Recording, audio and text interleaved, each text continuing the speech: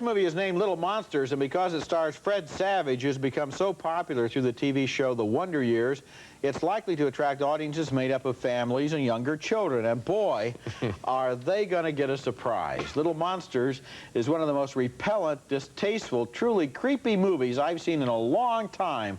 A movie so unpleasant, I can't really figure out why anybody wanted to make it, and I don't know why anybody would want to see it. The movie is nightmare material all the way through, starting when Fred Savage sets a trap for a monster which his little brother claims lives under the bed.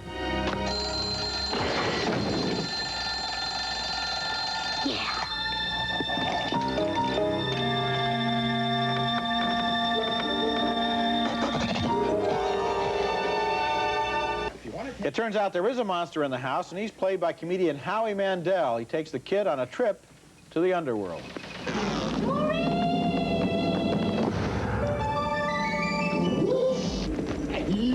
You're gonna love this place. All right, the magic word. Oh, I forgot the magic word. It's That's it. Come on, bud.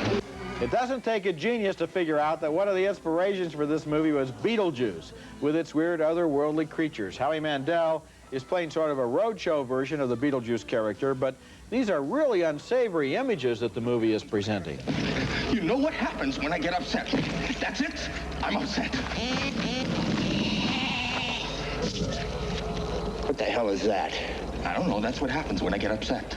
I don't know who this movie was intended for. It's obviously not for adults who couldn't care less about monsters in the woodwork or under the bed, but it has too many offensive scenes and concepts in it for it to be appropriate for smaller children. And even kids who love monsters are likely to be turned off by the Howie Mandel character. Now, I have to give Mandel credit for a good acting job. He does create an incredibly unlikable and repulsive monster, and he does a good job of that. It's just that the whole movie feels unwholesome and deeply troubled and really creepy, and I didn't enjoy myself for 1 second while I was watching it, and afterwards I thank God that I wasn't 8 years old, because then I would never be able to go into a bedroom again. Oh, my goodness. First of all, let's get specific, because there's obviously some very specific images bothered you, and they bothered me as well. I don't think it's a particularly great idea for a kid's film to show somebody urinating into a apple juice bottle. And then giving the juice to another kid to drink. Yeah. I mean, I just don't think that makes a lot of sense. Putting saran wrap over the toilet seat.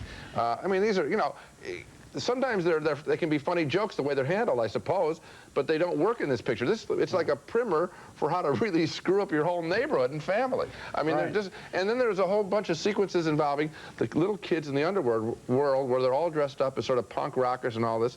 And I just felt sorry for the kids that had to put on those costumes. There's a glorification of images of death in the movie. All of the people in that underworld seem to be decayed, that's correct, diseased, depraved in some way or another, in a way that if it is supposed to be funny to kids, it's only funny to kids who are already apparently tuned into that kind of sick material. Well, I don't like to think that kids would like that. Yeah, you know, by knocking this picture so hard, you know, we probably are sending a few people to it out of curiosity.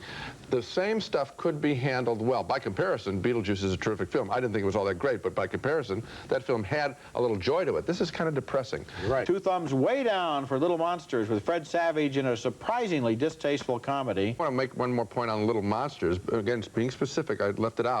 There's a lot of foul language just thrown out gratuitously in scenes with Fred Savage standing right there, and I would have thought he would have said, hey, leave my audience alone. The people who made this movie must have been really jaded and cynical and totally out of touch with the innocence of childhood to think that a movie like this would be appropriate for young audiences. They're ripping off Beetlejuice badly.